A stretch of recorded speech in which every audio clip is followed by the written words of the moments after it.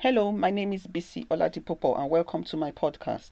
My website can be found at www.inspiredwords.org. Today I'll be sharing on God's original intention, lessons from Jeroboam, part 4. David was king of Israel until his death. However, because Solomon his son allowed his many wives to turn his heart after other gods, the kingdom was taken away from him. This can be found in 1 Kings 11 verse 11. The Lord also said that because of David his father, he will not take the whole kingdom from him, but he will leave one tribe for his son. 1 Kings 11 verses 12 to 13. And I read, Therefore the Lord said to Solomon, Because you have done this, and you have not kept my covenant and my statutes which I commanded you, I will surely tear the kingdom away from you and give it to your servants. Nevertheless, I will not do it in your days. For the sake of your father David, I will tear it out of the hand of your son. Further down the chapter, the Lord sends a prophet to one of Solomon's sons and tells him that he will give him 10 of the kingdoms, as he said that he would. I now read from verses 29 to 31. Now it happened at that time, when Jeroboam went out of Jerusalem, that the prophet Ahijah the Salomite met him on the way, and he had clothed himself with a new garment, and the two were alone in the field.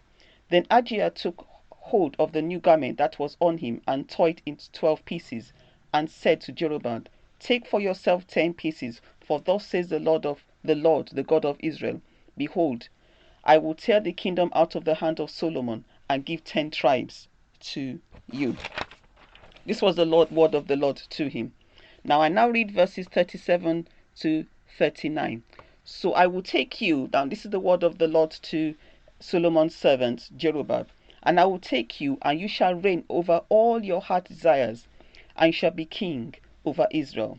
Verse 38. Then it shall be, if you heed all that I command you, and all that I command you, walk in my ways, and do what is right in my sight, to do my statutes and my commandments, as my servant David did, then will I be with you, and build you an everlasting house, as I built for David, and I'll give Israel to you. So we can see this was God's original intention to Jeroboam here. He'll be king over Israel. God will be with him. God will build him a sure house. As the Lord built for David, God will give all Israel unto him. God gave Jeroboam the 10 tribes, which can be found in 1 Kings 12 verse 20. Unfortunately, Solomon's servant did not trust God. Despite that God had already given him the kingdom, he did not trust God to establish the kingdom in his hand. He then decided to make gods and tell the people not to go up to Jerusalem to sacrifice in the house of the Lord, lest they turn back onto the son of Solomon. That was a big mistake and a great error. He obviously did not trust God that had already spoken to him and told him that he's going to give him the kingdom. There was no need for him to do what he did. 1 Kings 12 verses 26 to 28. And I read, And Jeroboam said in his heart, Now the kingdom may return to the house of David. 27. If these people go up to offer sacrifices in the house of the Lord at Jerusalem, then the heart of these people will turn back to their Lord, King of Judah, and they will kill me and go back to the king of Judah. And then verse 38 talks about how he made calves of gold, and he said to Israel, Here are your gods, O Israel, which brought you up out of the land of Egypt. Before God gave him the kingdom, was the Lord not aware that the children of Israel will go up to Jerusalem to sacrifice?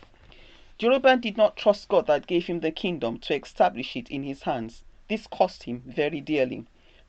How much it cost him can be found in the 1 Kings chapter 14. Proverbs chapter 3 verse 5 reads, Trust in the Lord with all your heart, and lean not unto your own understanding. In all your ways acknowledge him, and he shall direct your paths.